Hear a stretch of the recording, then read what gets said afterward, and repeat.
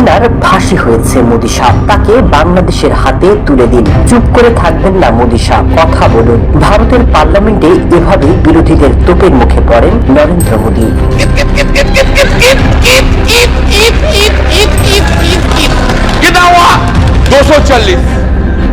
এতদিন চুপ থাকলেও ভারত সরকার কেন হাসিনাকে আশ্রয় দিচ্ছে তার জন্য মোদিকে প্রশ্ন করেন রাহুল গান্ধী। বলেন, দেশে জঙ্গি হামলা হচ্ছে, পাকিস্তানের সাথে ভারতের যুদ্ধ খেলা চলছে, আফগান সীমান্ত উত্তাল।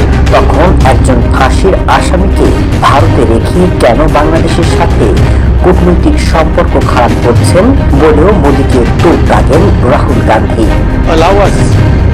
এ সময় মোদিকে চুপ থাকতে দেখা যায়। পার্লামেন্টে উত্তাপ ছড়িয়ে পড়লে বিব্রত হয়ে পড়েন নরেন্দ্র মোদি। তবে নীরবতা ভেঙে পড়েন। ভারতের কংগ্রেস প্রথম হাসিনাকে আশ্রয় দিয়েছিল। কংগ্রেস বাংলাদেশ আওয়ামী লীগ সরকারকে লালন পালন করেছে বলেও অভিযোগ করেন নরেন্দ্র মোদি।